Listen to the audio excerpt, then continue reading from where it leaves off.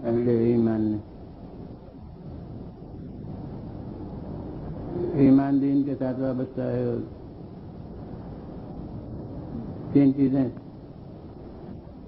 خلق کی اصلاح کے لیے سامنے آئی ہیں: اخلاق اور قانون اور دین۔ اخلاق اور قانون میں کچھ خوبیاں، کچھ مفادات ہر ایک میں مضمر، اور مقصد اس کا یہی کہ خلق خدا بھلائیوں کے قریب آئے اور برائیوں سے دور ہو، مگر ہر ایک میں کچھ کمیاں، کچھ نقائص۔ اخلاق میں نے کہا ہے کہ ایک تو یہی کہ اخلاق کے اس میں ناقص حقوق اپنے امکان بھر صحیح بناتے ہیں، لیکن جب عقل انسان انتہائی نقطے پر نہیں ہے، کمال کی منزل پر نہیں ہے، تو اس کے بنائے ہوئے اصول تمام اچھائی اور برائی کے پہلوؤں پر حاوی کہاں ہو سکتے ہیں۔ دوسری بات یہ کہ اخلاق کے اصول جن لوگوں نے بنائے ہیں وہ خود ہوا و حوث سے بری نہیں ہیں، خود ان میں کچھ مفادات پیش نظر ہو سکتے ہیں۔ پہلی یعنی عقل کے بے بسی اور محدود ہونے کی وجہ سے تو نادانستہ غلطیوں کا امکان تھا، اور اس وجہ سے کہ وہ ان جذبات سے بری نہیں ہیں جو بے راہ روی کی طرف لے جاتے ہیں، ان میں دانستہ بھی غلطیوں کا امکان ہے۔ پھر اس کے علاوہ یہ کمی میں نے کہا تھا اخلاق میں یہ ہے کہ اس میں قوت محرکہ نہیں ہے، یعنی بس ایک علم ہے کہ یہ خوبی ہے اور یہ برائی ہے، کوئی اس کے ساتھ ایسی چیز نہیں ہے کہ جو سر کو اس کے سامنے جھکائے اور اس کو ماننے، اس کو عمل میں لانے پر آمادہ کرے۔ ظاہر ہے اب کو اس وقت پھیلا کے تو پیش نہیں کیا جا سکتا، ورنہ جو آج بیان کرنا ہے وہ پھر بیان نہ ہو سکے۔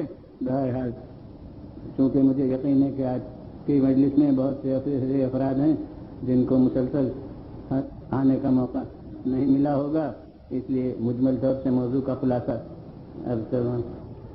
تو یہ اخلاق میں کمیاں ہیں۔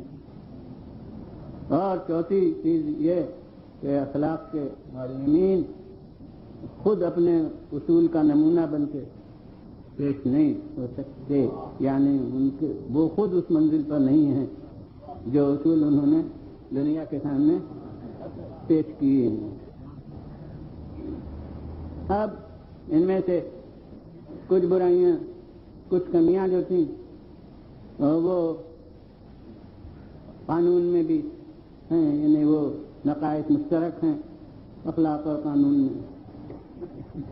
اس کمی کو بس ایک جو آخر درمیان میں نے کہی کہ قوت محرکہ اس میں نہیں ہے، قانون نے وہ سزائیں مقرر کر کے اور ان چیزوں کے لیے ہے کہ جو جس سے بچانا تھا پاداشیں بتا کر اس کمی کو پورا کیا، لیکن وہ سب باتیں قائم رہیں۔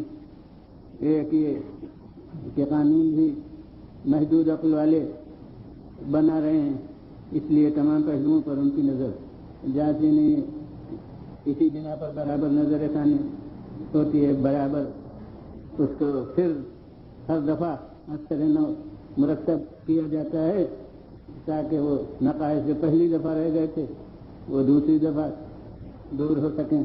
یہ سلسلہ برابر جاری رہتا ہے، تو وہ جو بات وہاں تھی وہ یہاں بھی دوسرے یہ کہ وہی کہ قانون کے بنانے والے وہ سب نیک نیت نہیں ہوا کرتے، لہذا ہو سکتا ہے اس میں مفادات مضمر ہوں، جیسے میں نے عرض کیا کہ قانون بنا دیا کہ تمام افراد انسانی بس کچھ خاص کاموں کے لحاظ سے ہم پہ تقسیم ہو گئی کہ نیچے کی ذات والے کو اونچا کام کرنے کا حق نہیں ہے.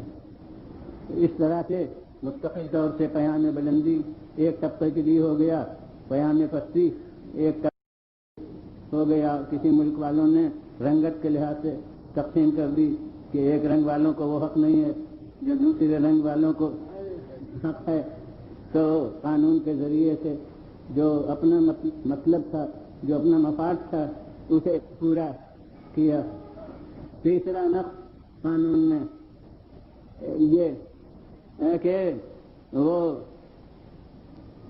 اسے مطلب انسان کے اچھا بنانے سے نہیں ہے کہ ہر فرد وہ واقعی اچھی بن جائے، بس دوسرے کو نقصان نہ پہنچائے. اس حد تک قانون کہتا ہے. جھوٹ اپنی جگہ کتنا بولے تو اس سے قانون کو مطلب نہیں، کسی دوسرے کو دھوکہ نہ دے. اگر دھوکہ دے گا تو وہ جرم ہو جائے گا. اسی طرح سے اپنی جگہ کیسی ہوسناکی غلط طور پر ہو اس سے بحث نہیں، لیکن یہ کہ اگر جبر شامل ہو گیا تو وہ قابل سزا ہوگا. تو اس طرح سے اسے افراد کے اچھے بنانے سے، سدھارنے سے مطلب نہیں ہے. اسے افراد کو جب اپنی جگہ کوئی اچھائی ان میں یعنی اچھے افراد نہیں ہیں تو اب قانون کے دباؤ سے وہ اچھائیوں کے پابند ہوں گے تو وہ اسی وقت تک پابند رہیں گے جب تک قانون کی گرفت مضبوط ہے. اور ادھر قانون کا شکنجا ڈھیلا ہوا اور ادھر افراد پھر بے روی کرنے لگے، اس لیے کہ اس کو صرف بیرونی زندگی سے مطلب ہے، اندرونی زندگی سے یا انسانوں کے اوصاف سے مطلب نہیں ہے. انسانوں کے افعال سے مطلب ہے، اوصاف سے مطلب نہیں ہے. تو یہ کمی بہت بڑی ہے. اور اسی کا نتیجہ یہ ہے کہ میں نے کہا کہ اس وقت تک اس کی پابندی ہو سکتی ہے جب تک مخبروں کا اندیشہ ہے، جب تک سراغ رسانیوں کا ڈر ہے. لیکن جب اطمینان ہو جائے کہ کوئی دیکھنے والا نہیں ہے تو اس وقت میں وہ ضروری نہیں ہے کہ انسان اس کی پابندی کرے. یہ سب نقائص اس میں ہیں. اور پھر وہی بات کہ قانون کے ساتھ نمونے نہیں ہیں، یعنی قانون ساز افراد خود نمونہ اس کا بن کے پیش نہیں ہو سکتے. دین جو آیا اس نے اس کمی کو جو خوبیاں تھیں وہ سب بھی، جو مفادات تھے ان سب کا تحفظ بھی ہو، اور جو نقائص تھے وہ نقائص سب دور ہوں. دین سے بھی مجھے مطلب دین صحیح سے ہے، بنانے دین کوئی چیز ہو تو اس سے مجھے مطلب نہیں ہے. یاد رکھیے کہ جو کوئی فائدہ کسی شے کا ہو وہ اس کی حقیقت سے وابستہ ہوتا ہے، اس کی مصنوعی نقل سے وابستہ نہیں ہوتا. پانی پیاس بجھاتا ہے، کاغذ پر پانی کا لکھا ہوا نام پیاس نہیں بجھاتا. اسی طرح سے دنیا والے کہتے ہیں کہ آپ کہتے ہیں کہ دین امن کا ذمہ دار ہے، وہ کل کا موضوع یہی تھا. لیکن دین کی وجہ سے جتنی لڑائیاں ہوئی ہیں، جتنی خریزیاں ہوئی ہیں، اتنی شاید کسی اور چیز سے نہ ہوئی ہوں. تو میں کہتا ہوں کہ یاد رکھیے کہ نقل اسی چیز کی بنائی جاتی ہے جو قیمت رکھتی ہو.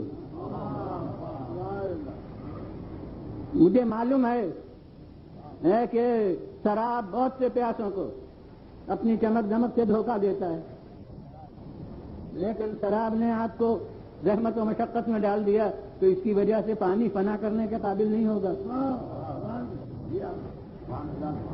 اور مجھے معلوم ہے کہ امیٹیشن بنائے جاتے ہیں، مگر امیٹیشن اسی چیز کا بنایا جاتا ہے جو قیمتی ہو. اگر آپ کے نے بہت دفعہ نقلی پتھر لینے سے گھاٹا اٹھایا ہے، نقصان ہو گیا ہے، تو اس کی وجہ سے وہ اصلی پتھر جو ہیں وہ دنیا سے فنا کرنے کے قابل نہیں ہو جائیں گے. اور ایک جامع چیز بیان کروں کہ جھوٹ جب تک سچ بن کے پیش نہ ہو تب تک جھوٹ نہیں ہے، لیکن اس کی وجہ سے سچائی فنا کرنے کے قابل تو نہیں ہوگی.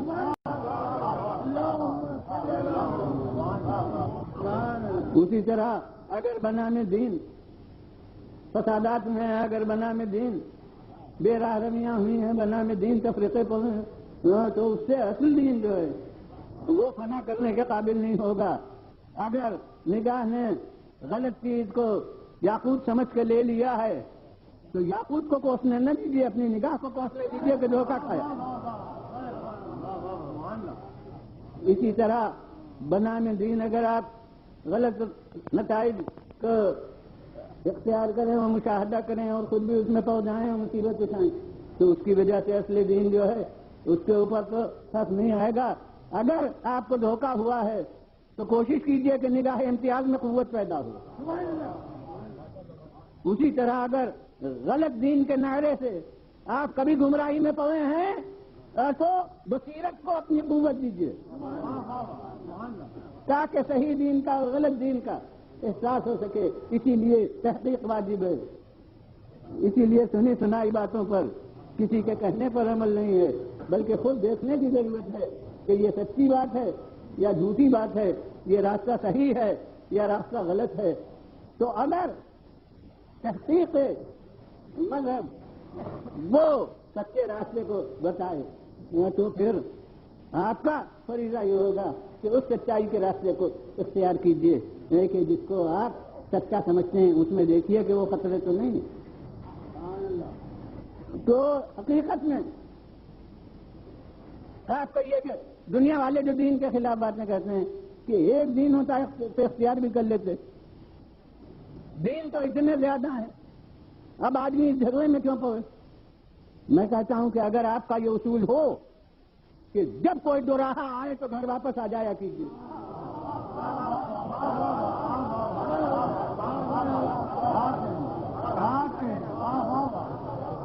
تو پھر ٹھیک ہے، آپ کا یہی طریقہ ہے۔ اسٹیشن گئے، دو پلیٹ فارموں پر دو گاڑیاں کھڑی ہیں،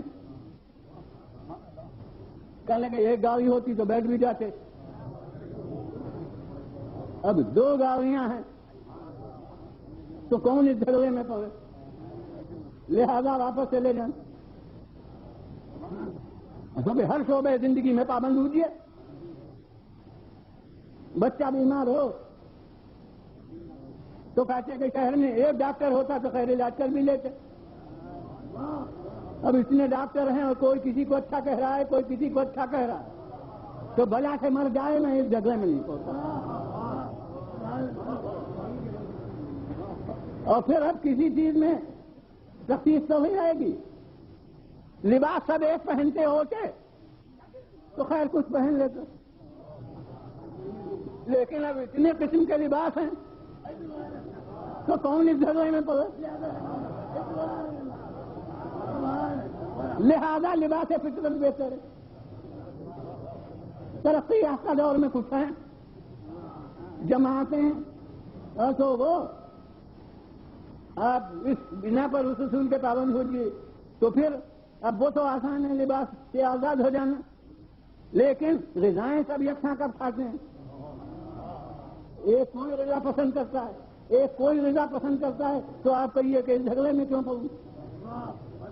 پھر نظری اختلاف ہے، عملی فقط اختلاف نہیں ہے کہ کسی کو یہ غذا پسند ہے، کسی کو یہ غذا پسند ہے، بلکہ کوئی کسی غذا کو صحیح سمجھتا ہے، کوئی اس غذا کو غلط سمجھتا ہے۔ کچھ سبزی خور ہیں، کچھ غیر سبزی خور ہیں، غذا میں بھی مذہبوں کا اختلاف ہے، غذا میں بھی نظریات کا اختلاف ہے، تو آپ کہیے کون اس جھگڑے میں پڑے؟ لہذا کچھ نہ کھائیں گے، ہوا کھائیں گے، مگر اس اصول کو بنا کے پھر زندہ رہ کے دکھائیے تو میں جانوں۔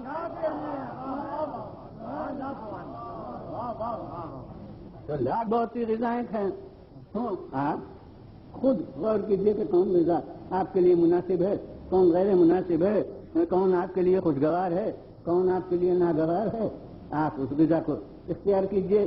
وہ پلیٹ فارم پر گاڑیاں کھڑی ہوئی ہیں تو آپ جو واقف راہ ہیں، جو اس اسٹیشن سے باخبر ہیں، وہاں کے لوگوں سے پوچھیے کہ ہماری منزل تک پہنچانے والی کون سی گاڑی ہے۔ یاد رکھیے کہ اگر پوچھا اور اتفاق سے اس نے غلط بتا دیا اور تو پھر آپ مورد الزام نہیں ہوں گے، اس لیے کہ آپ نے امکانی طور پر بھی جو ممکن تحقیق تھی وہ کر لی، لیکن اگر آپ نے دریافت کرنے کو اپنے شان کے خلاف سمجھا اور آپ واپس ہو گئے تو گمراہ بھی ہوئے اور مورد الزام بھی ہوئے۔ بھائی یوں ہی سمجھ لیجئے کہ راہ تحقیق میں قدم زنی کیجئے، امکان بھر۔ تن آسانی کا محاورہ ہے، ذہن آسانی کا نہیں ہے، میں کیا کروں؟ لیکن یہ نہیں کہ آپ ذہنی کاہلی سے کام لے کے بس شگون تحقیق کا کر دیجئے۔ یعنی واقعی امکانی جد و جہد راہ حق میں قدم زنی کی کیجئے، دریافت کیجئے، اور تو پھر اگر آپ راہ تحقیق میں بغیر منزل پر پہنچے ہوئے دنیا سے اٹھ گئے تو میرے نزدیک خدا عادل ہے۔ اگر اس کے علم میں آپ نے امکانی کوتاہی نہیں کی ہے تو پھر وہ گمراہی کی سزا نہیں دے گا، لیکن آپ کا تو فریضہ جو ہے وہ ادا ہو جائے گا، پھر آپ مورد الزام عقلا نہیں ہوں گے۔ ارے عقلا تو عقل سے کام اکثر نہیں لیتے ہیں، مورد الزام عقل نہیں ہوں گے، اور دنیا کے علاوہ آخرت جس کے ہاتھ میں ہے وہ بھی پھر آپ کو سزا نہیں دے گا کہ جس حد تک تم پہنچ سکتے تھے اس حد تک تو تم نے کوشش کی، اب اس کے بعد راہ طلب میں تم اگر دنیا سے اٹھ گئے تو یہ تمہارے نادانستہ اپنے امکان کے سے باہر ایک نتیجہ جو ہے وہ رونما ہوا ہے کہ تم منزل حق تک نہیں پہنچ سکتے۔ تو یہ پہنچ سکے یہ اگر ہے تو پھر اس کے معنی یہ ہے کہ اگر آپ تھک کے بیٹھ رہے تو منزل تک نہ پہنچنا یقینی، لیکن اگر تحقیق کرتے کرتے اٹھ گئے تو امکان تو ہے منزل تک پہنچنے کا۔ اس لیے یہی دنیا میں ہر ایک اصول ہے، علاج کیا اور پھر طبیب صحیح دوا نہ دے سکا تو یہ آپ کی عملی کوتاہی کوئی نہیں ہے، لہذا آپ مورد الزام نہیں ہوں گے، لیکن اگر دوا ہی نہ دی اور وہ مر گیا تو آپ مورد الزام ہوں گے۔ تو اب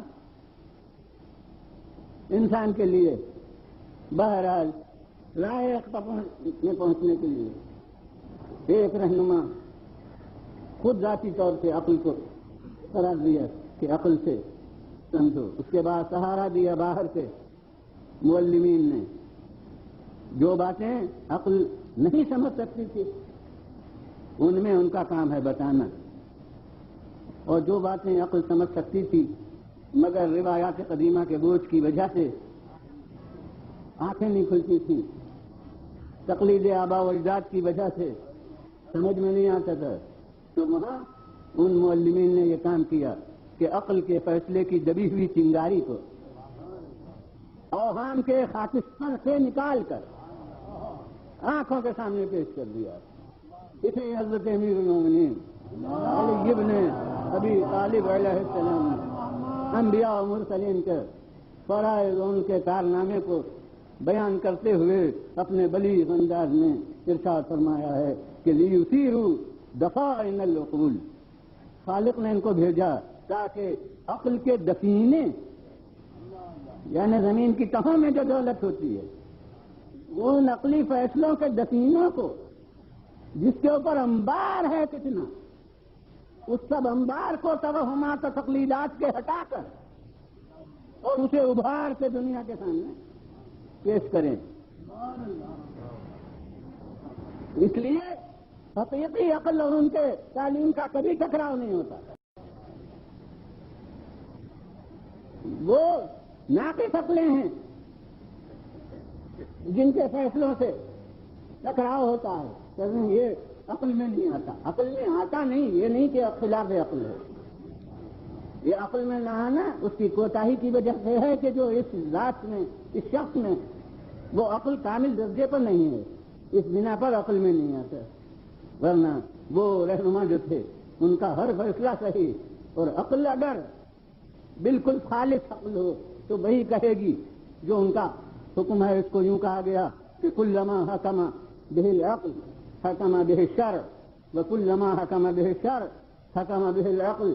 جو شریعت کا فیصلہ ہو حقیقت میں عقل کا فیصلہ بھی وہی ہے، اور جو عقل کا فیصلہ ہو حقیقت میں شرع کا فیصلہ بھی وہی ہے. مگر اس کے لیے رہنما بھی ہونا چاہیے تھے کہ جو خالق کی طرف سے عقل کامل لے کر آئیں جن سے غلطی کا امکان نہ ہو. صلوات دیجیے بلند، پھر بلند آواز سے صلوات. اب وہ ایک لفظ جو شرع میں نہیں اور قانون میں بھی تھا، اور وہ اخلاق میں بھی تھا، اخلاق اور قانون میں، کہ اس کے ساتھ ایسے افراد نہیں ہیں کہ جو خود اس کے لیے مثال بن سکیں، نمونہ بن سکیں. دین کے ساتھ ساتھ وہ اشخاص وابستہ کیے گئے، وہ افراد وابستہ کیے گئے کہ جو خود نمونہ بن کے پیش ہو سکیں. اس کے لیے دوسری تاریخ کی مجلس میں نے عرض کیا تھا کہ لفظی تعلیم بعد کو آئی اور معلم پہلے بھیجا گیا. یعنی جو معلم ہے وہ جب 40 برس کی عمر کا ہے تب مامور ہوتا ہے اس کتاب کے پہنچانے پر. یعنی 40 برس تک معلم موجود ہے، صاحب کتاب، حامل کتاب، مگر کتاب خلق خدا تک نہیں پہنچی ہے. وہ معلم کون ہے؟ وہ بحمداللہ بلا تفریق فرقہ تمام مسلمان اس کو مانتے ہیں، تمام مسلمان اس کو تسلیم کرتے ہیں. یعنی وہ ہمارے رسول خاتم الانبیاء حضرت محمد مصطفیٰ. اور بڑی ہی بات ہے تاریخ کی کہ 40 برس کی عمر میں مبعوث برسالت ہوئے، اور مبعوث برسالت ہونے کے معنی یہ ہے کہ قرآن اترنا شروع ہوا. اب سب سے پہلے سورہ اقرا نازل ہوا. یہی سورہ اقرا بیست کا آغاز ہے. دنیا والے سب بیست کے معنی یہی سمجھتے ہیں کہ سورہ اقرا اترا. حالانکہ اس دن کہہ چکا تھا کہ اس کے معنی میرے نزدیک نہیں ہے، کہ ان کو منصب آج ملا. بہرحال معمور آج ہوئے یہ دعوی رسالت پر سب سورہ اقرا اترا. میں کہتا ہوں کہ اس کے معنی ہے کہ 40 برس تک رہنما ہے اور کتاب نہیں ہے. رہنما 40 برس پہلے آیا ہے اور کتاب 40 برس بعد ہے. تو خدا کو رہنما کا بغیر کتاب ہونا گوارا ہے، مگر کتاب کا بغیر رہنما ہونا گوارا. صلوات دیجیے بلند،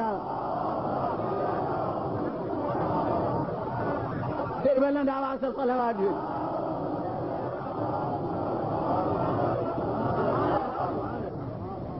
اب میں کہتا ہوں کہ سنت الہیہ کے روح سے تو یہ ثابت ہوتا ہے کہ اس ناسک رہنما کا وجود اگر ہے، اس کی پیروی اگر ہے، اس کا نقش قدم اگر ہے خلق خدا کے لیے مرکز اتباع بنانے کے لیے، تو اسے از روح عمل الہی کہا جا سکتا ہے کہ کافی ہے. مگر اس کو چھوڑ کے کتاب کو کبھی نہیں کہا جا سکتا کہ یہ کافی.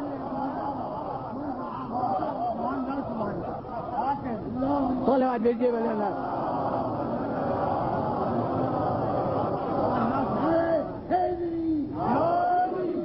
پھر بلند آواز سے صلوات دیجیے.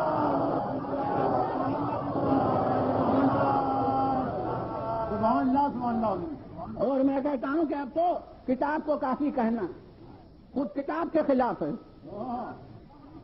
کیونکہ یہ ہے بس چکا ہوں کسی دن کہ ارشاد ہوا کہ هو الذی بعث بالامیین رسولا منہم، وہ ہے جس نے امیین میں ایک رسول بھیجا، یتلو علیہم آیاتہ، کہ وہ ان کے سامنے آیات الہی کی تلاوت کرتا ہے. اگر یہ کافی ہوتا تو فرائض رسالت اتنے پر ختم ہو جاتے، مگر یہ ناکافی تھا. تبھی تو اور کام بتائے کہ یزکیہم جو ان کے نفوس کی اصلاح بھی کرتا ہے، وَيُعَلِّمُهُمُ الْكِتَابَ، اور انہیں کتاب کی تعلیم بھی دیتا ہے اور انہیں حکمت کی تعلیم بھی دیتا ہے۔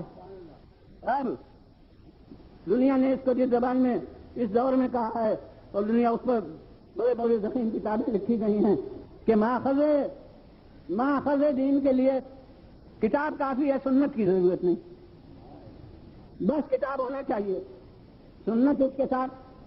یہ جو مسلمان کہتے ہیں کتاب و سنت، تو کتاب ٹھیک ہے لیکن سنت کو مرکز دین بنانا یہ غلط ہے۔ میں کہتا ہوں کہ اگر فقط کتاب ہوتی تو یتلو علیہم آیاتی ہی کافی تھا۔ اب یہاں کے بعد یزکیہم، اب وہ تزکیہ جو ہے وہ معلوم ہوتا ہے کتاب کے حروف سے نہیں ہے، ان کے عمل سے ہے۔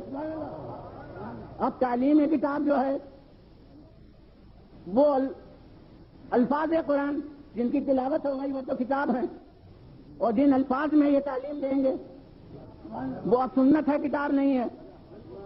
اور پھر حکمت کی تعلیم جن الفاظ میں دیں گے وہ اب سنت ہے، کتاب نہیں ہے۔ تو میں کہتا ہوں کہ ایک جز یتلو علیہم تو کتاب ہے، اب اس کے آگے جتنا ہے سب سنت۔ اور اب گنیے، تلاوت کتاب ایک کام، تزکیہ نفوس دوسرا کام، تعلیم کتاب تیسرا کام، تعلیم حکمت چوتھا کام۔ تو اگر کتاب کو لے لیا، سنت کو چھوڑ دیا تو چوتھا ہی دین ملا۔ اتنے دین کے وہ ہاتھ سے نکل گئے۔ تو یہ تو اس کے ان فرائض کے سپرد کرنے سے ظاہر ہے کہ کتاب کافی نہیں ہے۔ پھر یہ کہ خود کتاب کہہ رہی ہے کہ قل ان کنتم تحبون اللہ، کہ یہ کہ اگر تم اللہ سے محبت رکھتے ہو، کتاب کافی ہے تو کہے کہ اگر اللہ سے محبت کرتے ہو تو قرآن پڑھو، مگر وہ یہ قرآن یہ نہیں کہہ رہا ہے۔ آپ کہ یہ کتاب کافی ہے مگر وہ اپنے کو کافی نہیں سمجھتا۔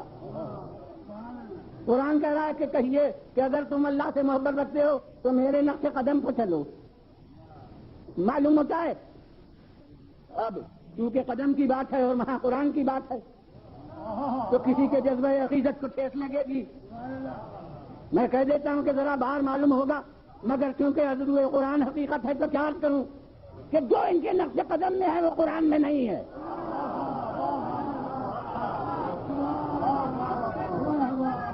بولو آج یہ بولنا،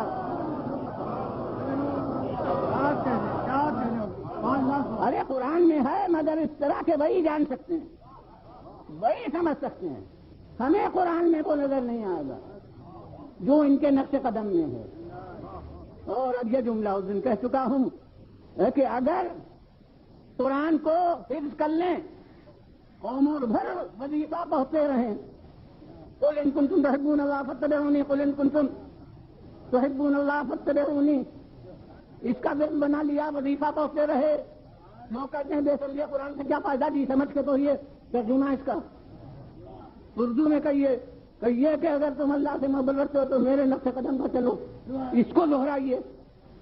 آپ کو عربی نہیں سمجھ میں آتی، جی نہیں، اردو میں دہرائیے اسے، کسی اور زبان میں جو آپ جانتے ہو، پشتو میں دہرائیے، ہندی میں دہرائیے، پنجابی میں دہرائیے، کسی زبان میں اس کا ترجمہ یاد کر لیجئے۔ لاکھ دفعہ عمر میں جتنی عمر وفا کرے اتنی دفعہ اسے دہراتے رہیے، مگر نقش قدم کو ایک دفعہ بھی نہ دیکھیے۔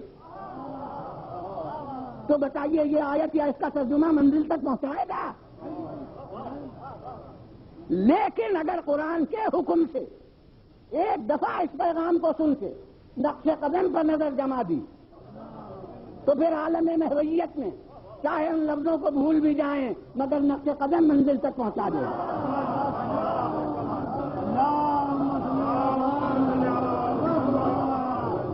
بولوا دیجیے بولنا،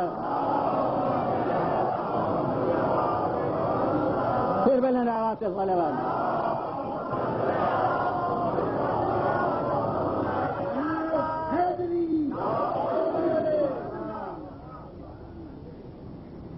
اب یہ ہستی ہے، معلوم ہوتا ہے اب دنیا کا بھی نعرہ لگائے، اب رسول جب دنیا میں موجود ہے اور قرآن یہ پڑھ رہے ہیں قرآن یہ سنا رہے ہیں اور وہ قرآن کی یہ آیت پڑھ رہے ہیں اور یہی سنا رہے ہیں، اس کے معنی ہے کہ قرآن کی رہنمائی ہمیں یہی مل رہی ہے کہ ان کے نقش قدم پر چلو، ان کے نقش قدم پر چلو۔ اس کے قرآن بے شک اس نے اپنا کام کر دیا کہ ایک رہنما کے ہاتھ میں ہاتھ پکڑا دیا۔ اس کا کام تھا منزل تک پہنچنے کا سامان کرنا، اس نے منزل تک پہنچنے کا سامان کر دیا کہ ایک رہنما کی طرف اشارہ کر کے بتا دیا کہ اس رہنما کے نقش قدم پر چلو۔ اب یہ اس وقت دو ہیں، ایک قرآن ہے رہنما اور ایک خود رسول۔ میں کہتا ہوں جسے بات کو نعرہ لگانا ہو وہ آخر وقت کو لگائے، پہلے ہی نعرہ لگا دے کہ ہمارے لیے کتاب کافی ہے، مگر اس کے معنی یہ ہوں گے کہ ہمیں رسول کی ضرورت نہیں ہے۔ اب سمجھ کے نعرہ لگائے اسلام کو سنبھالتے ہوئے، اس وقت قرآن کو کافی کہنے کے معنی یہ ہے کہ رسول کی ہمیں ضرورت نہیں ہے۔ اور اس وقت اگر یہ نعرہ لگا دیا جائے کہ رسول کی ہمیں ضرورت نہیں ہے تو اب واقعی مسلمان صرف اسلام کی روشنی میں چاہے بحث کریں، وہ نپٹے ناموس رسالت کی حفاظت کے ماتحت کہ اس وقت قرآن کافی ہے یا نہیں۔ مگر اسلام کے زیر سایہ جو اختلافات ہیں اس میں مجھے پھر بحث کی ضرورت نہیں ہے، کیونکہ وہ بحثیں سب رسالت کے بعد پیدا ہوتی ہیں، اور اب یہاں رسالت ہی کی بات آ گئی تو اب تو سب مسلمان مل کر یہ بحث کریں گے کہ قرآن کافی ہے یا نہیں۔ اور اگر رسول کے سامنے یہ بحث نہیں پیدا ہوئی تو اب یہ رسول اگر قرآن نے ان کے ہاتھ میں ہاتھ پکڑایا اور اگر یہ دنیا سے جاتے وقت کچھ رہنماؤں کے ہاتھ میں ہاتھ پکڑا دیں تو اب یہ کہنا کہ کافی ہے، میں کہتا ہوں کہ کافی تھا تو اتنے دن کیوں نہ کافی ہوا؟ قرآن تو وہی ہے، وہ اگر کافی تھا تو رسول کی ضرورت نہیں تھی۔ تو میں کہتا ہوں کہ اس وقت بھی اکیلا قرآن نہیں ہے، دو ہیں، ایک قرآن ہے اور ایک خود رسول ہے۔ اب پیغمبر دنیا سے اس لیے وقت جا رہے ہیں، فرما رہے ہیں، دنیا سے جاتے وقت کہہ رہے ہیں کہ انی تارکن فیکم الثقلین، میں تم میں دو گراں قدر چیزیں چھوڑے جاتا ہوں، ایک اللہ کی کتاب اور ایک میری عشرت جو میرے اہل بیت ہیں۔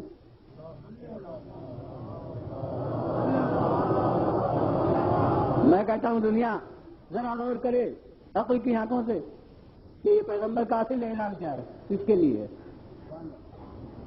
کہے گا یہ سوال کیا ہے؟ دو چیزوں کو کہہ رہے ہیں، ایک قرآن اور ایک اہل بیت، دو چیزوں کو فرما رہے ہیں، دو چیزوں کے لیے اعلان ہے۔ میں کہا نہیں، پھر غور کر کے دیکھیے کیا اصل اعلان کیا ہے؟ تو یہ کہا تو ہمارے سوال کا مطلب ہی نہیں سمجھ میں آتا۔ میں کہتا ہوں کہ آپ جو فرما رہے ہیں کہ دو چیزیں چھوڑ رہا ہوں، ایک قرآن اور ایک اہل بیت، تو قرآن تو اس وقت بھی ہے، جس وقت رسول دنیا میں ہیں اس وقت بھی قرآن مجید موجود ہے۔ تو اب یہ جو فرما رہے ہیں کہ میں یہ دو چیزیں چھوڑتا ہوں، ایک قرآن اور ایک میرے اہل بیت، اس کا مطلب یہ ہے کہ دیکھو اب تک تو قرآن کے ساتھ میں ہوں، لیکن جب میں دنیا سے اٹھ جاؤں تب بھی قرآن کو اکیلا نہ سمجھنا، یوں سمجھنا چاہیے کہ اس وقت دو کرسیاں بچھی ہوئی ہیں ہدایت کی، ایک پر ہے قرآن اور ایک پر ہے خود رسول۔ وہ کرسی جس پر قرآن ہے وہ نہیں خالی ہو رہی ہے، وہ کرسی جس پر رسول ہے وہ نگاہ ظاہر میں آپ کی وفات کے سبب سے خالی ہو رہی ہے۔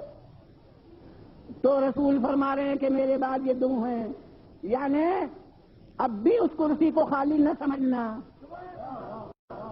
اب تک اس کرسی پر میں تھا اور اب میرے بعد میرے اہل بیت ہیں.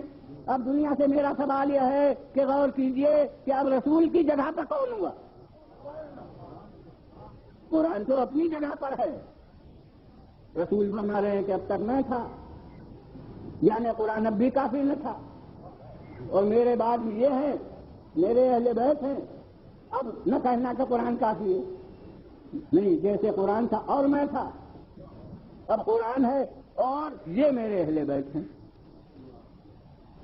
اب یہ ہوگا کہ کوئی جملہ بعض لحاظ سے صحیح ہوتا ہے، بعض لحاظ سے غلط ہوتا ہے. میں کہتا ہوں کہ کسی حیثیت سے میں بھی کہتا ہوں، کبھی نعرہ لگا سکتا ہوں کہ قرآن کافی ہے،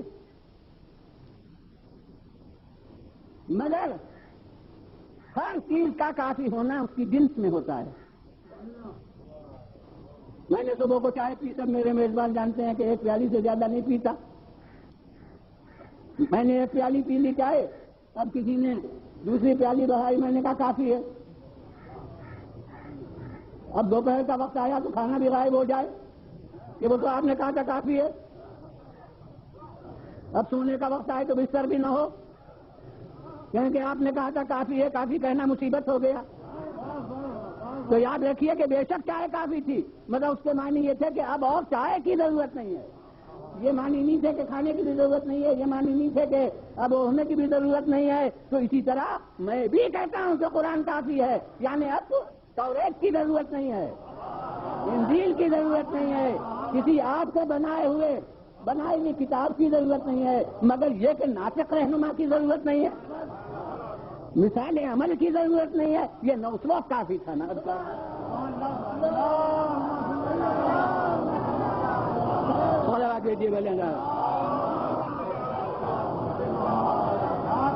پھر بلند آواز سے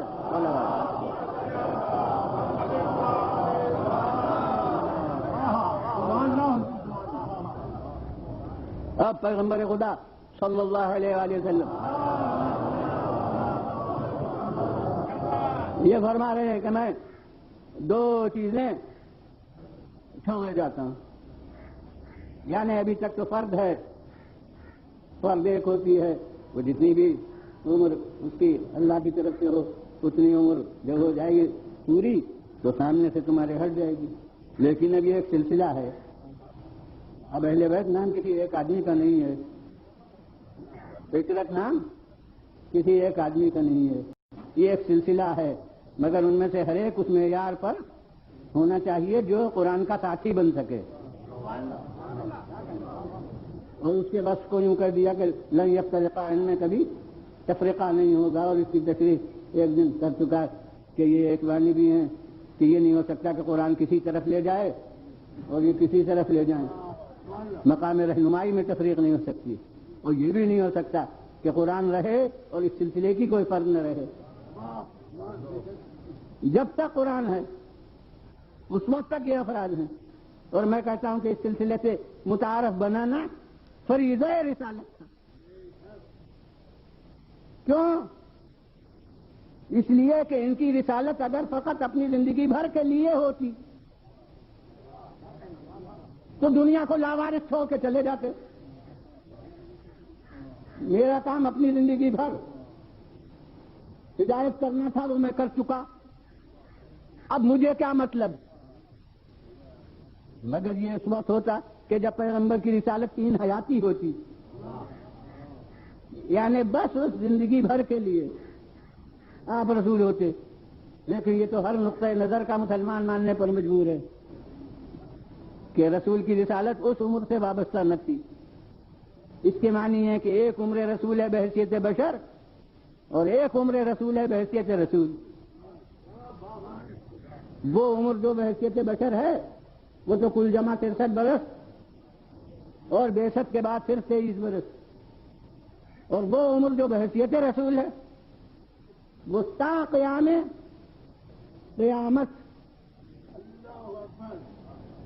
اور یہ میں نے محدود محاورے کے ماتحت کہا کہ تا قیامت. ورنہ کون کہتا ہے کہ قیامت کے آنے سے ان کی رسالت ختم ہے؟ اگر قیامت کے آنے سے رسالت ختم ہو تو شفاعت کس اعتبار سے ہے؟ بولا دیجیے بولے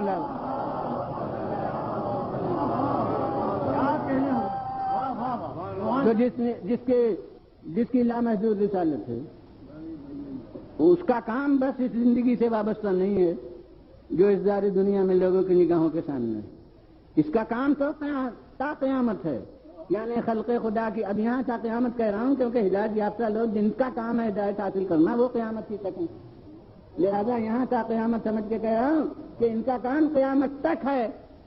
تو جب کام قیامت تک ہے تو انہیں انتظام قیامت تک کا کر کے جانا ہے۔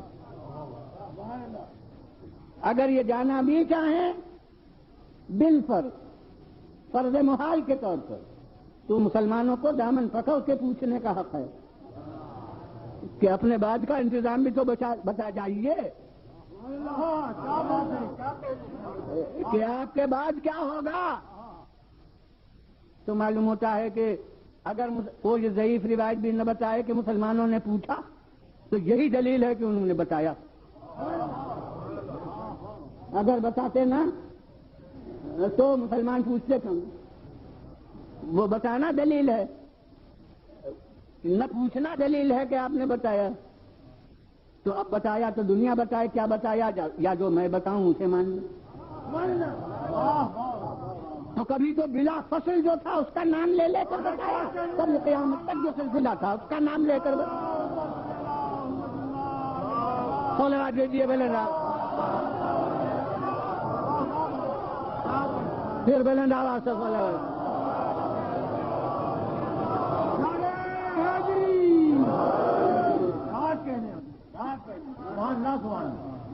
اب اس سلسلے کی پہلی کڑی جو ان کے بعد بغیر فاصلہ ہونے والی ہے اس کا تعارف کرایا، طرح طرح سے عمر بھر تعارف کراتے رہے، مگر چونکہ جانتے ہیں کہ اسے دنیا بھولے گی اور بھولنے پر نازاں رہے گی، مصر رہے گی، لہذا اتمام حجت کے لیے عمر بھر طرح طرح تو بتایا، اور پھر ایک ایسے اجتماع میں بتایا کہ جس سے بڑا مجمع رسول کی زندگی میں کبھی نہیں ہوا۔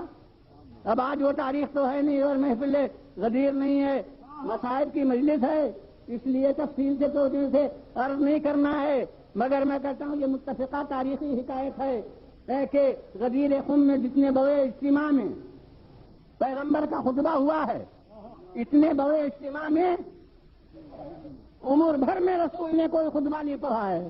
تو میں کہتا ہوں مسلمانوں، سیرت النبی کے ایک واقعے کی حیثیت سے اس خطبے کو یاد رکھو۔ صلوات دیجیے بلند آواز، پھر بلند آواز سے صلوات دیجیے۔ پھر نفسیاتی طور پر اسباب ایسے فراہم کر دیے کہ بھولنے والا بھی ہو تو نہ بھولے، انتہائی بھول جس پر غالب ہو نہ بھولے، جو غیر معمولی بات ہو۔ جانے والے آگے بڑھ گئے تیزی سے اور جو رہ گئے تھے پیچھے وہ پیچھے ہیں۔ اب یہ رواں سفر کو روکنا یہی یاد رکھنے کی بات ہے، جو آگے بڑھ گئے تھے انہیں پیچھے پلٹانا یہ ان کے یاد رکھنے کی بات ہے، جو پیچھے رہ گئے تھے انہیں تیز رفتاری سے بلانا یہ ان کے یاد رکھنے کی بات ہے۔ گزل کا نہیں آفتاب نیمروز کی روشنی تاکہ کوئی نگاہ کی کمزوری کا عذر نہ کر سکے، اور اس کے بعد غیر معمولی بات، ارے کچھ نہ یاد ہو تو یہ نئی قسم کا ممبر ہی یاد رہے، اور اس کے بعد نیا واقعہ یہ ہے کہ ہمیشہ ممبر پر تنہا جاتے تھے، آج ایک فرد کو ممبر کے پاس جینے کے قریب بٹھا لیا ہے۔ خطبہ وہ چند جملے ہی نہیں ہیں، کافی طولانی ہے، تمہید کے ساتھ ہے۔ تو میں کہتا ہوں کہ دنیا خطبہ سن اتنے غور سے نہیں رہی ہے جتنا بار بار ان کو دیکھ رہی ہے کہ یہ آج کیوں بیٹھتے ہیں، کوئی بات ہے۔ چلو آگے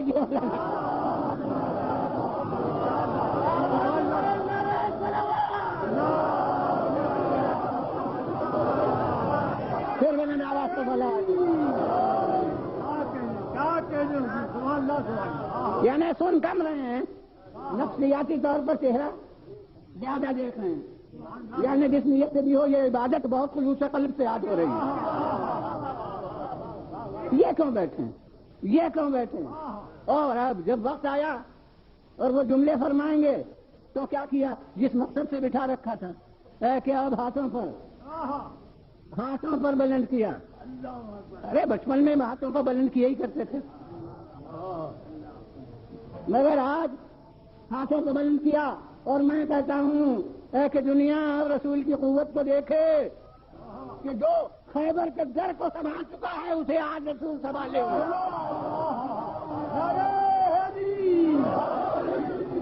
پھر بلند آواز سے بولو،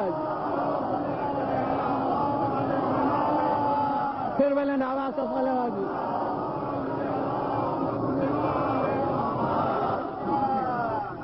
ماشاء اللہ آپ کا ذوق تو یہ کہتا ہے کہ یہی ذکر آج رہے، لیکن یہ کہ ظاہر ہے کہ یہ ضمن تذکرہ آیا ہے. بس ایک جملے کہہ کے آگے بڑھوں گا کہ پیغمبر خدا صلی اللہ علیہ وسلم نے ان کو اٹھا کے مجمع کے سامنے پیش کیا، مجمع کے سامنے لائے. ذرا نگاہ صادق سے دیکھیے، کوئی بچہ ہو اس کا قد و قامت کم،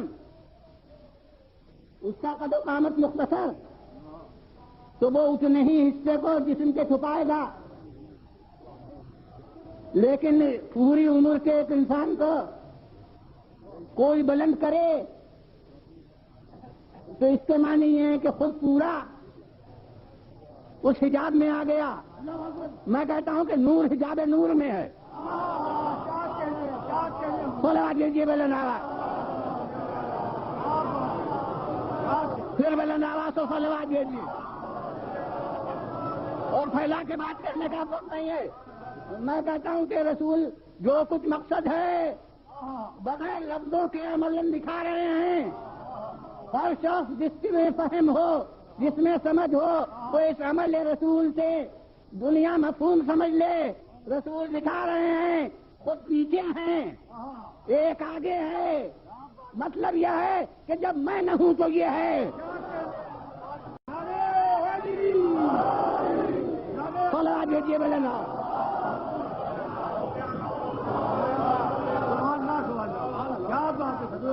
اور اب خالق ارشاد کر رہا ہے کہ الیوم اکملت لکم دینکم، آج میں نے تمہارے دین کو مکمل کیا. کیا رسول نے کوئی کمی چھوڑی تھی؟ نہیں، رسول نے جو کچھ ان کو احکام پہنچانا تھے سب پہنچا دیے تھے. مگر مقصد خالق یہ ہے کہ یہ تم نے جو تبلیغ کی ہے تو تم نے اب قیامت تک کا انتظام کر دیا. اگر یہ نہ ہوتا تو صرف 63 برس عمر دنیا کے لحاظ سے ہیں ہی کیا. تو اگر یہ نہ کرتے تو کچھ وہی نہیں تھا. اب بعد میں سے اب بس اس جملے کو اب دنیا غور کرے، اس پر فیصلہ خود کرے کہ جو تبلیغ ایسی ہو کہ بغیر اس کے پہنچائے ہوئے تمام خدمات رسالت خدا کا ہے کچھ نہیں، تو بغیر اس کے مانے ہوئے ہمارا ایمان کیا رہے گا؟ صلوات دیجیے بلند، پھر بلند آواز سے صلوات. تو یہ تو اس قوی کا تعارف اس اہتمام سے. بس ایک موقع میں نے آخر کا دیکھا اور وہ آخر بھی نہیں، اس کے بعد بھی اور انداز بدل کے کہتے رہے. لیکن یہ کہ ایک اتنے بڑے اجتماع میں جو تعارف ہوا تو اس کے بعد اس سلسلے کے لیے اور وہ جملے بھی آج کے خطبے میں وہ آج بھی فرمائے ہیں کہ انی تارکن، میں تم میں سلسلہ رہنما ہوں، چھوڑتا ہوں. وہ کون ہے؟ کتاب خدا اور میری عزت جو میرے ہوئے. اور پھر دوسری جگہ ایک جگہ تھوڑی متواتر حدیث تو میں نے ابن داؤد کو دیکھے اور کتابیں دیکھے کہ تعداد بتائی کہ 12 ہوں گے. دنیا والوں نے جس طبقے کو مانا اس میں گنتی بڑی مشکل ہو گئی. کسی معیار صحیح معیار کے مطابق جن افراد کو مقرر کیا تو وہ 4 سے آگے نہیں بڑھتے، اور بغیر کسی صفت کے لحاظ کے اگر شمار کیا تو نہ جانے کتنے درجن ہو گئے. وہ 12 کا حساب کسی طرح نہیں بنتا. تو وہ اعلان کر لیا ہے کہ وہ میرے بعد 12 ہوں گے. اب وہ بغیر اس سلسلے کو مانے ہوئے وہ 12 پورے ہی نہیں ہوتے. اس لیے تو اب ہر چیز میں انقلاب ہوا ہے آج کل، ورنہ اسی لیے چاہے اصطلاحی لفظوں میں جو ہم جن مناسب مرتبہ عہدہ خالق کی طرف سے وہ دنیا اس اصطلاحات علم کلام میں مانے یا نہ مانے، لیکن اس کے پہلے جو ان معنی سے امامت کو نہیں مانتے تھے وہ بھی 12 کو مان رہے ہیں. چنانچہ مستقل تصانیف اور لکھنے والوں کے اعتقاد کو آپ ان کتابوں کے ناموں سے سمجھ سکتے ہیں کہ کوئی ان کے حالات میں کتاب لکھتا ہے انہیں 12 کے جن کو ہم 12 امام کہتے ہیں. ان کے حالات میں کتابیں لکھی جا رہی ہیں. کوئی کہتا ہے الفصول المہمہ فی معرفت الائمہ. فصول مہمہ یعنی اہم باب ہے ائمہ کی معرفت میں. معلوم ہوتا ہے اس سیاست کی زبان کو چھوڑ کے یہاں بات کہی ہے. لہذا بالکل ساتھ ساتھ علامہ ابن صباغ مالکی ان کی کتاب الفصول المہمہ فی معرفت الائمہ، کمال الدین محمد ابن طلحہ شافعی ان کی کتاب مطالب الشہود فی مناقب آل الرسول، اور وہ بھی انہی ہستیوں کے حالات. اور محمد پارسا بخاری کفایت الطالب. اب یہاں آ کے یہ کافی ہو گئے ہیں. طلبگار کے لیے کافی جو چیز وہ انہی کا تعارف، ان ہستیوں کا تعارف. اور ہمارے فرنگی محل لکھنؤ میں مرکز ہے، وہاں کے عالم محمد مبین جن کی کتاب منطق میں شرح سلم ملا مبین وہ داخل نصاب ایک وقت میں تھی، اب بھی لوگ بہرحال پہنچتے ہیں اس کو جو منطق کا ذوق رکھتے ہیں. ہاں تو ان کی کتاب ہے، فارسی میں ہے، وہ منشی نیول کشور نے چھاپ دی تھی. اس کا نام کیا نام تھے؟ آپ عقیدے کو لکھنے والے کے ضمیر کے فیصلے کو دیکھیے. وسیلۃ النجات، نجات کا وسیلہ. اور انہیں حضرات کے حالات کوئی نام رکھ رہا ہے ذخائر العقبہ، غبا کے لیے ذخیرہ. وہ حافظ محب الدین طبری جن کی یہ کتاب ہے. غرض اب یہ ہستیاں ہیں، یہاں تک کہ سوائق محرقہ علامہ ابن حجر میں بھی ان کے حالات درج کیے گئے ہیں. رسول نے کہا تھا کہ میرے بعد 12 امام ہوں گے. دنیا سے میں کہتا ہوں ایسے ذرا دیکھے کہ کسی خاندان میں ایک ڈال کمالات نہیں جاتے دور تک، مگر ایک صادق ہے جس نے اللہ کے دیے ہوئے علم سے 12 تک کا تعارف کرا دیا کہ میرے بعد 12 ایسے ہوں گے. اب 11 تو آنکھوں کے سامنے آئے اور دنیا نے دیکھا. پورے مطالعے کی ذمہ داری کے ساتھ کہتا ہوں کہ چاہے عہدہ مانے یا نہ مانے، منصب مانے یا نہ مانے، لیکن جو ہے چاہے اپنے وقت میں علی ابن الحسین ہوں، چاہے محمد ابن علی ہوں، چاہے پھر جعفر ابن محمد ہوں، پورا سلسلہ ہر دور میں جو حالات لکھے گا اوصاف سب متفق علیہ. کہے گا اپنے دور میں ان سے بہت کے عابد کوئی نہ تھا، اپنے دور میں ان سے بہت کے زاہد کوئی نہ تھا، اپنے دور میں ان سے بہت کے سخی کوئی نہ تھا، جواد کوئی نہ تھا. علم کے واقعات بھی، عبادت کے واقعات بھی، زہد کے واقعات بھی. میں کہتا ہوں کہ عہدے کا نام لے نہ لے، مگر کردار جو ہے اوصاف جو ہے وہ ہر ایک میں مان رہا ہے. میں کہتا ہوں 11 تو دنیا کی نگاہوں کے سامنے آئے. اب اس کے بعد اگر کبھی پردہ پو جائے تو میں کہتا ہوں برائے خدا انصاف کرو کہ جس سچے کی سچائی 11 تک آنکھوں کے سامنے آ چکی، اب ایک کے لیے اپنے ایمان کو خطرے میں ڈال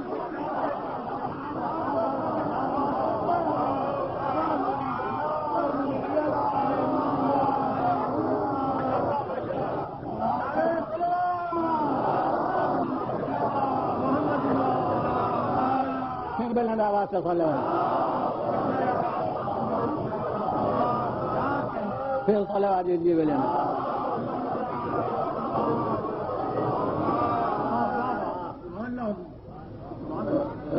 بس اب جتنا بیان ہونا چاہیے تھا اس کے لحاظ سے کافی بیان ہے، اور اب نیا ایک باب کھلا ہے تو اس پورے موضوع کے لیے تو پھر ایک مستقل وقت چاہیے. تو دنیا والے انہوں نے یہ سن لیا، ایک دن کہہ چکا ہوں کہ دنیا والوں نے کوشش شروع کر دی کہ ہم اس سلسلے کو رہنے ہی نہ دیں گے. انہوں نے فرمایا کہ میں یہ 2 چیزیں چھوڑتا ہوں، ایک قرآن اور ایک میری کتاب، یعنی یہ کبھی جدا نہیں ہوں گے، قیامت تک رہیں گے. دنیا نے کہا کہ رہنے دینا اور نہ رہنے دینا یہ ہمارا کام ہے. آپ نے کہا کہ رہیں گے، ہم نہیں رہنے دیں گے تو کیا ہوگا؟ تو اس لیے جو آیا اسے راہ سے ہٹانے کی کوشش کی، جو آیا اس کی زندگی کا خاتمہ ظلموں کے سب کے حربوں سے کیا. اور اب کربلا ہے، اور کربلا میں کون دقیقہ اٹھا رکھا کہ یہ سلسلہ باقی نہ رہے. مصائب میں ظاہر ہے کہ جو چیز ہے وہ آپ کی سنی ہوئی ہے، کبھی قریب وقت میں سنی ہوئی. اس دن بھی اس کا ایک جز عرض کیا تھا کہ کربلا میں اب اس سلسلے کی جس قوی کو حالت کو رکھنا ہے اس کی حفاظت کا سامان یہ کیا کہ کربلا کے حالات کو اس سے پردے میں کر دیا. اب یہاں سب کچھ ہو رہا ہے لیکن وہ غش میں ہے، وہ بے ہوش میں. جب بھی یہ ذکر آئے گا تو یہ کہنا ضروری سمجھوں گا کہ بیماری کی مجال نہیں کہ انہیں غش میں لا سکے. بیماری کے لیے ممکن نہیں کہ وہ ان کو بے ہوش کر سکے، مگر یہ حکمت الہی ہے، یہ مصلحت باری ہے کہ حالات ان کے سامنے رہیں اور پھر یہ اس فریضے کو نہ ادا کریں جو علی اکبر ادا کریں گے. وہ ان کے بلندی کردار کے خلاف ہے. اس لیے دن بھر اصحاب سب چلے گئے، یہ تو بے ہوش ہیں. خیمے میں کوہرام ہے مگر وہ کوہرام انہیں نہیں خبر کہ کوہرام ہے. ہاں بس درمیان میں جب ہوش آیا اس کی مجھے خبر ہے تو اسے تفصیل سے نیز کرنا جتنا جو کہہ چکا کہ جب غلام ترکی حاضر ہوا امام کی خدمت میں تو اس نے اجازت چاہی تو آپ نے فرمایا کہ تم تو زین العابدین کے غلام ہو، ان سے اجازت طلب کرو. اب غلام حاضر ہوا امام کی خدمت میں، سید سجاد کی کسی طرح سے انہیں ہوش میں لایا تو کہا کہ اب میں بابا آپ کے والد بزرگوار کی مدد کے لیے جا رہا ہوں. فرماتے ہیں بابا کا یہ وقت ہے کہ تمہاری مدد کی ضرورت ہے، اگر ہم اس لائق ہوتے تو یہ کام تو ہمارا تھا.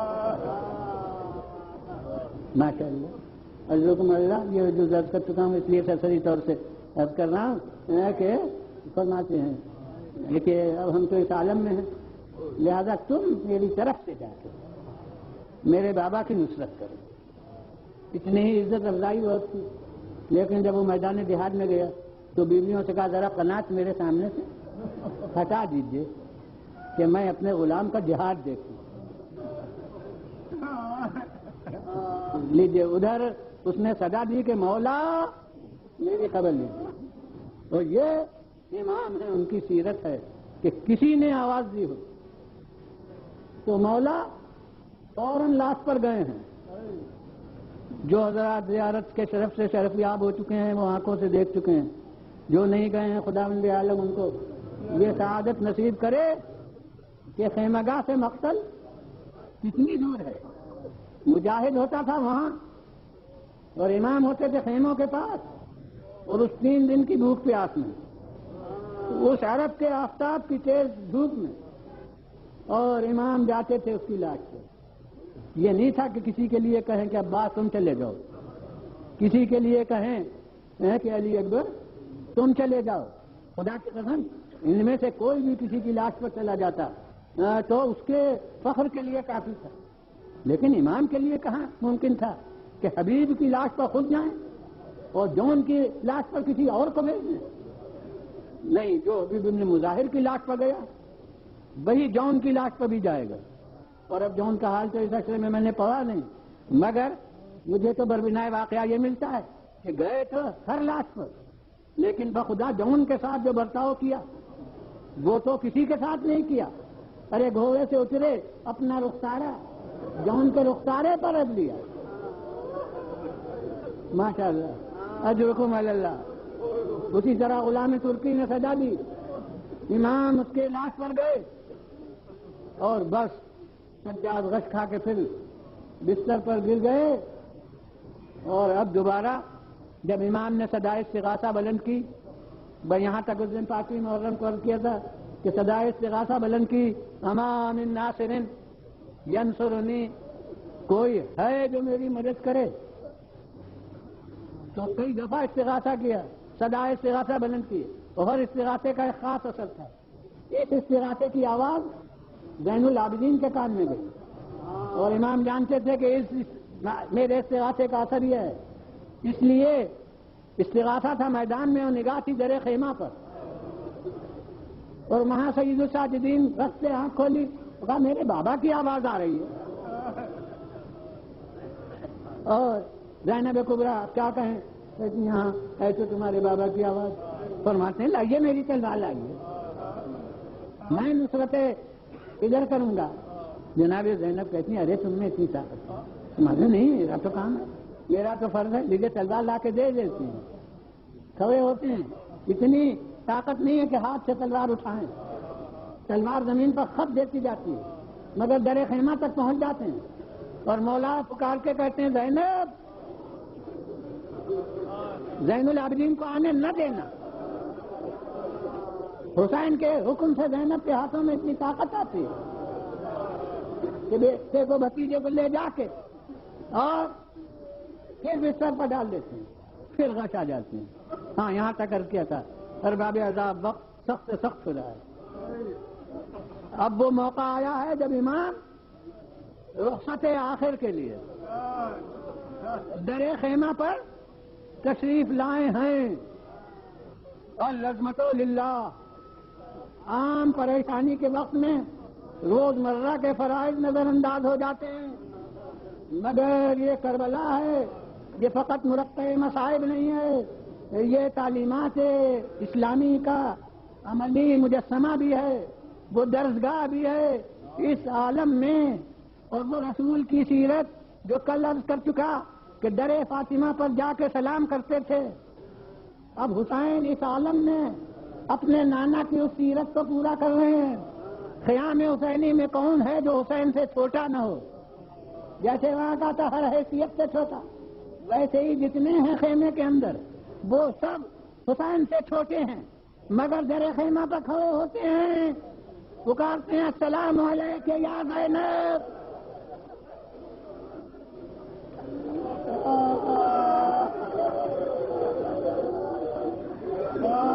ماشاء اللہ، اجرکم علی اللہ۔ ہاں میری بہن زینب تمہیں سلام۔ ارے سب مسائل ایک طرف، کیا اس سلام کو کوئی فرد ہے جو بھول سکے؟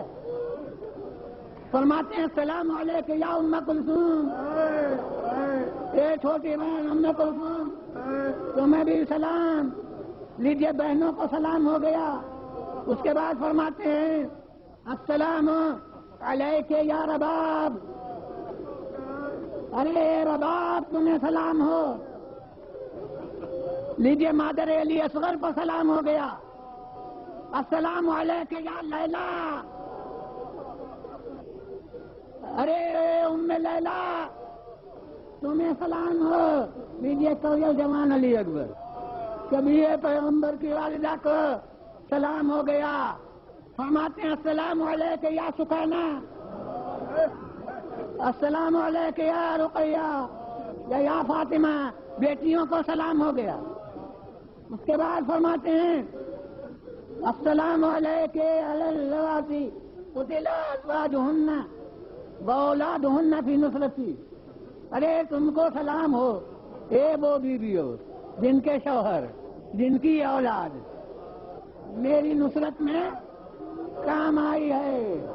لیجیے ام وہب کو سلام ہو گیا، مادر عبداللہ ابن عمیر کو سلام ہو گیا، اور اب حسین کے پیش نظر ہر پہلو ہے، فرماتے ہیں السلام علیک یا فضہ،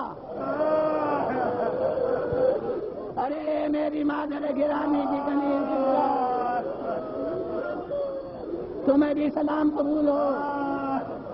لیجیے ان سلاموں کو کرنے کے بعد اب راویوں کے بتانے کی ضرورت نہیں ہے کہ کیا اب مولا خیمے میں آتے ہیں تو سب درے خیمہ پر نہیں جمع ہو گئی ہیں،